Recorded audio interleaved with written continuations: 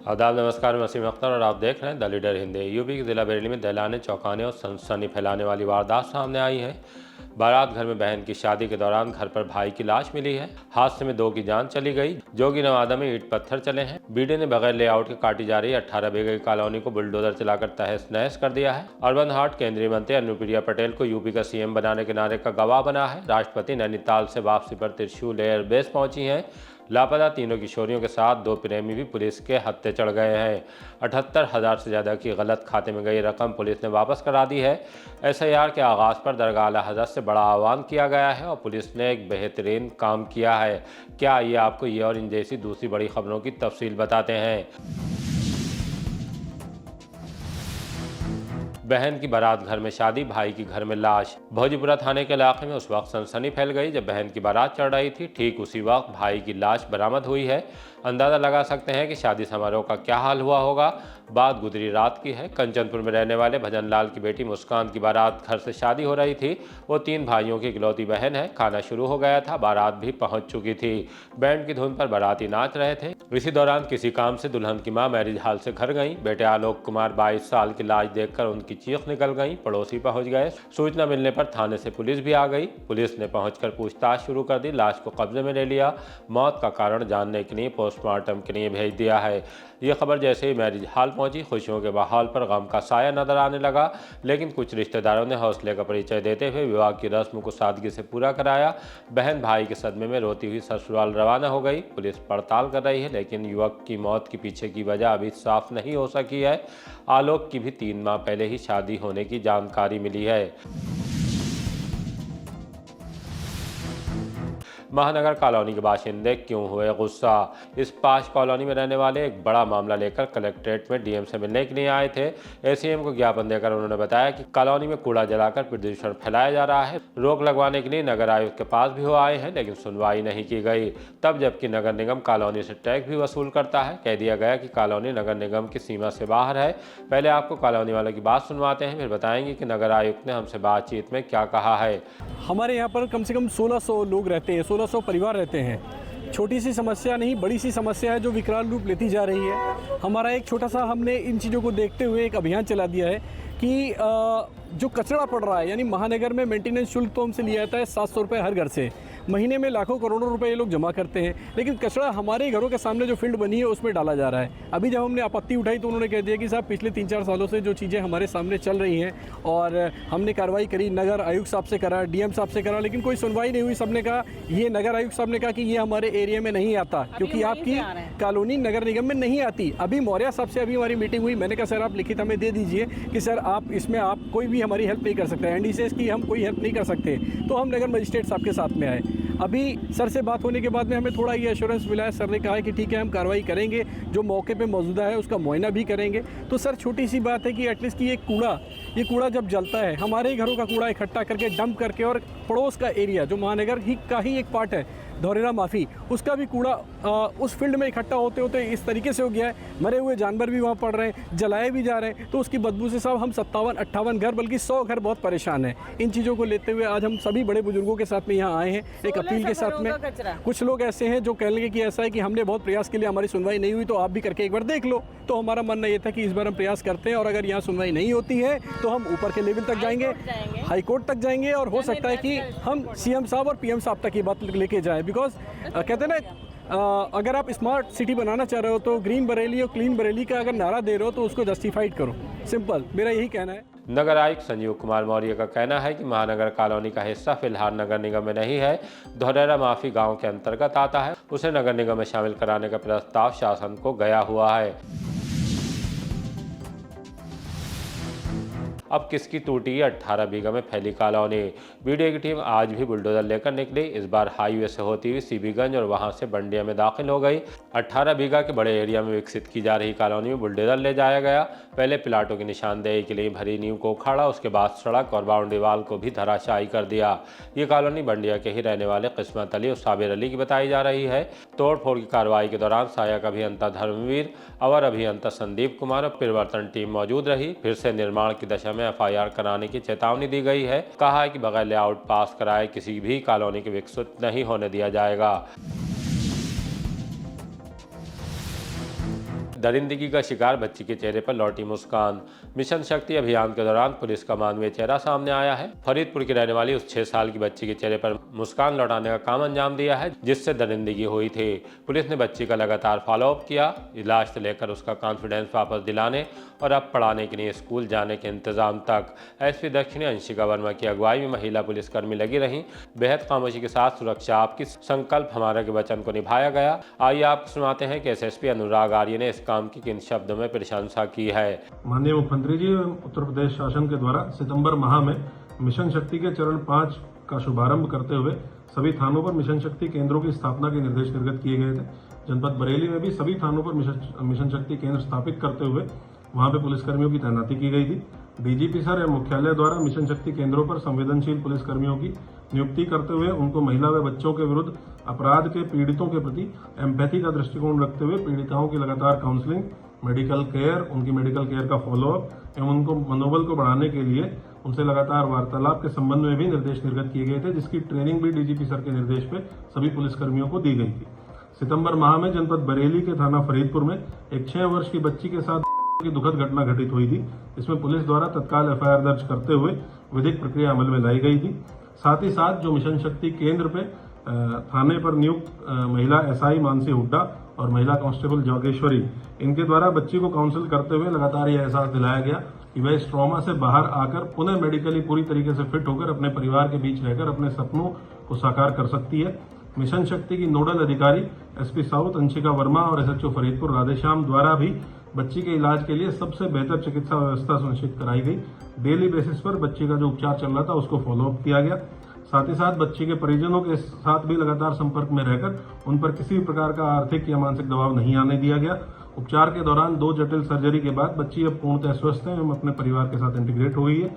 Mission शक्ति केंद्र के कर्मचारियों द्वारा अब नियमित अंतराल पर उसके घर जाकर बच्ची एवं उसके परिजनों के साथ परिवार की तरह बैठकर उनको हिम्मत देने एवं बच्ची की शिक्षा अच्छे से अच्छे तरीके से कराने का प्रयास किया जा रहा है। मिशन शक्ति केंद्र की स्थापना के पश्चात यह एक अच्छा उदाहरण है जनपद में अन्य पुलिसकर्मियों के लिए जो विधिक प्रक्रिया के तहत उनके दायित्व है।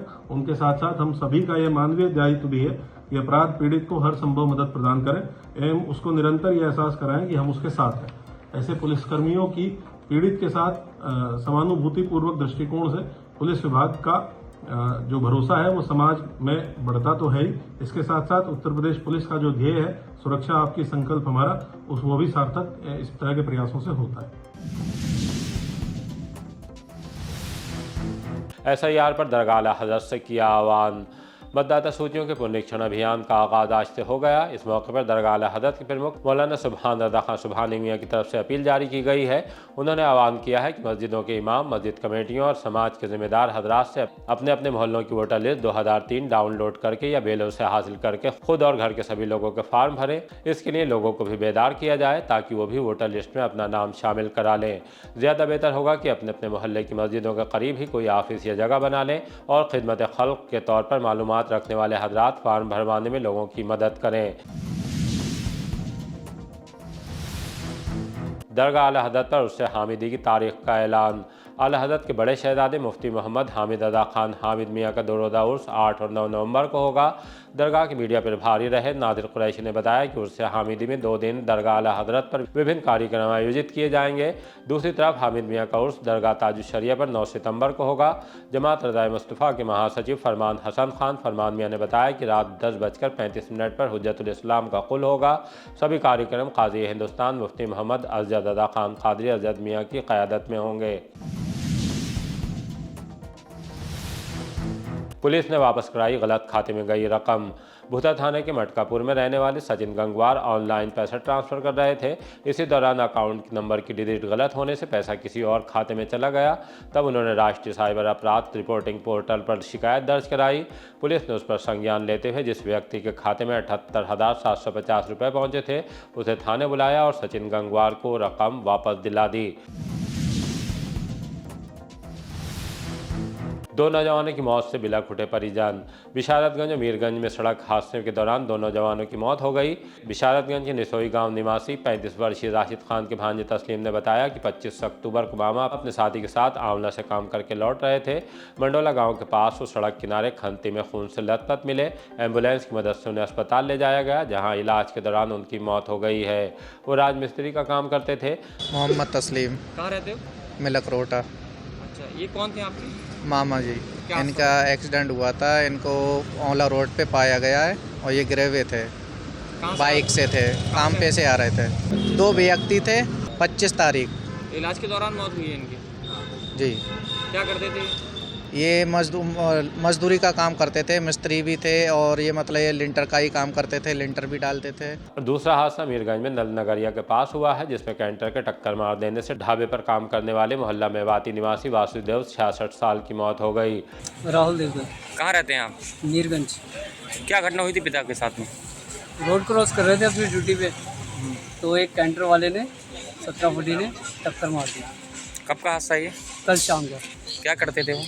जॉब करते थे कहाँ पर जॉब करते थे? वहीं पे ढाबे पे, गुरु नानक ढाबा। जिस गाड़ी ने टक्कर मारी पकड़ गए? हाँ जी, वो पकड़ गए, ड्राइवर फरार है। जोगी नवादा में चले ईंट पत्थर, दो हो गए घायल। थाना बरेदरी के मोहल्ला जोगी नवादा में गुजरान शाह मदार के पास पड़ोसियों में झगड़े के बाद छत से पथराव कर दिया गया, जिससे इकरार और इकबाल घायल हो गए। उन्हें जिला अस्पताल में भर्ती कराया गया है। घटना के बाद पुलिस भी पहुंच गई। इकरार की पत्नी मर्जीना की तरफ से उवैस, सैफ और उनकी मां मुन्नी पर मुकदमा दर्ज कर लिया गया है। अनुप्रिया पटेल बनेंगी सीएम, बरेली से उठी मांग। अपना दल एस का स्थापना दिवस अर्बन हाट में मनाया गया, जिसमें हिस्सा लेने के लिए पार्टी के कार्यकर्ता प्रदेश भर से पहुंचे। राष्ट्रीय अध्यक्ष अनुप्रिया पटेल ने इस मौके पर चुनावी इरादे साफ कर दिए। ऐलान किया कि त्रिस्ती पंचायत चुनाव में अपना दल अपने दम पर उतरेगा। पार्टी को 2027 तक नंबर 1 बनाने का संकल्प और सम्मेलन में केंद्रीय राज्य मंत्री अनुप्रिया पटेल को बतौर सीएम पेश किया गया। देखिए, ऐसा है, मेरा नाम ओपी कटियार है, मैं राष्ट्रीय कोषाध्यक्ष अपना दल एस। आज 4 नवंबर 1995 को पार्टी का गठन हुआ था। ऐसा कई डॉक्टर सोनिया पटेल साहब ने शोषित वंचित पीड़ितों के लिए काम किया और समाज में आज भी उनके विचारों को हम लोग चला रहे हैं और चल रहा है, समाज उनको मान रहा है। और आने वाले समय में 27 में हम लोग एक अच्छा नया प्रदर्शन करेंगे और सत्ता की ओर पार्टी पहुंच रही है और माननीय अनुप्रिया पटेल जी उत्तर प्रदेश की मुख्यमंत्री बनेगी। आज हमारी पार्टी अपना दल का स्थापना दिवस है।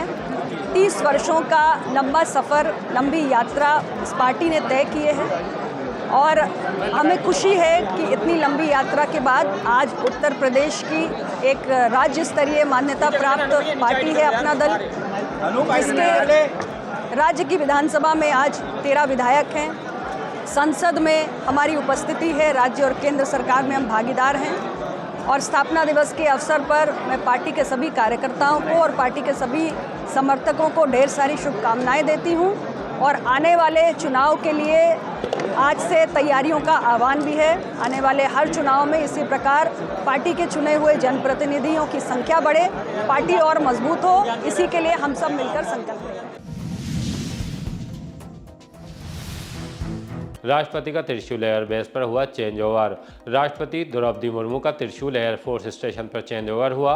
2 दिवसीय उत्तराखंड के दौरे के बाद वो आज दिल्ली वापसी से पहले बरेली के त्रिशूल एयरबेस पहुंची, जहां मुख्यमंत्री की ओर से पशुधन एवं दुग्ध विकास मंत्री धर्मपाल सिंह ने राष्ट्रपति को पुष्पगुच्छ और प्रतीक चिन्ह देकर उनका स्वागत किया। ADG Ramit Sharma, commissioner Bhupendra S Chaudhary, DIG Ajay Kumar Saini, DM Avinash Singh और एसएसपी अनुराग आर्य इत्यादि भी मौजूद रहे। वन स्टॉप सेंटर भेजी गई तीनों बरामद किशोरियां। लापता हुई तीनों किशोरियों की बारादरी पुलिस ने बरामद कर लिया है। 2 पहले ही कब्जे में आ गई थी। तीसरी किशोरी पीलीभीत के बिलसंडा में अपने प्रेमी के साथ मिली है। 2 किशोरियों के प्रेमियों को भी हिरासत में ले लिया गया है। पुलिस ने तीनों किशोरियों के बयान दर्ज कर लिए हैं, जिनमें 2 ने अपने प्रेमियों के साथ जाने की बात स्वीकार की है। तीसरी किशोरी ने सहेलियों के साथ घर छोड़कर रोजगार की तलाश में जाने की जानकारी दी है। तीनों का मेडिकल परीक्षण कराया गया है और अब कोर्ट में बयान दर्ज कराए जाएंगे। इंस्पेक्टर धनंजय पांडे के मुताबिक तीनों किशोरियों को वन स्टॉप सेंटर भेज दिया गया है। शौक पूरे करने को अफीम बेचते पकड़ा गया युवक। थाना सुभाष नगर पुलिस ने सुमंगलम कॉलोनी के पास से एक युवक को पकड़कर तलाशी ली तो उसके पास से काली पॉलीथीन में 781 ग्राम अफीम मिली है। थाने लाकर पूछताछ करने पर उसने अपना नाम ललित कश्यप बताया है, उम्र 22 साल है और रहने वाला करगैना का है। शौक पूरे करने के लिए वो अफीम बेचने के धंधे में उतरा है। पुलिस ने उसके खिलाफ मुकदमा दर्ज कर लिया है। कोर्ट में पेश करने के बाद उसे जेल भेजा जाएगा। धीरेन्द्र शास्त्री पर टिप्पणी से गुस्सा। बागेश्वर धाम के पीठाधीश्वर आचार्य धीरेन्द्र कृष्ण शास्त्री पर टिप्पणी को लेकर नाराजगी जताई गई। हिंदू सुरक्षा सेवा ट्रस्ट के पदाधिकारियों ने कलेक्ट्रेट पहुंचकर ज्ञापन सौंपा। मंडल समिति के अध्यक्ष नरेंद्र नंद ने कहा कि सनातन हिंदू जोड़ो द्वितीय पदयात्रा दिल्ली के कात्यायनी मंदिर छतरपुर से प्रारंभ होकर श्रीधाम वृंदावन बांके बिहारी मंदिर तक जाएगी। पदयात्रा को लेकर ग्वालियर के एक व्यक्ति ने आचार्य धीरेन्द्र कृष्ण शास्त्री पर मिथ्या आरोप लगाए हैं, जिससे करोड़ों श्रद्धालुओं की भावनाएं आहत हुई हैं। आरोपी व्यक्ति पर कानूनी कार्रवाई होनी चाहिए। मेरा नाम है महंत नरेंद्रानंद। ऐसा है कि अभी 7 नवंबर से 16 नवंबर तक परम पूज्य बागेश्वर धाम जी जो है सनातन एकता पदयात्रा निकाल रहे हैं। इसके संदर्भ में हम लोग यहाँ पे आए हुए हैं कि कुछ संकीर्ण मानसिकता के लोग जो है इस यात्रा को बाधित करने का प्रयास कर रहे हैं, आरोप प्रत्यारोप लगा रहे हैं। इस संदर्भ में हम जो है महामहिम माननीय राष्ट्रपति महोदया से लिखित में आवेदन पत्र दे रहे हैं कि उनके खिलाफ कठोर से कठोर कार्रवाई किया जाए। इसी तरह की ताज़ा अपडेट जानने के लिए देखते रहिए द लीडर हिंदी। विदा लेने से पहले हमारी आपसे गुजारिश है कि हमारी रिपोर्टिंग पसंद आ रही है तो खबरों को शेयर कीजिए और हमारे चैनल को सब्सक्राइब करके हमारा हौसला ज़रूर बढ़ाइए।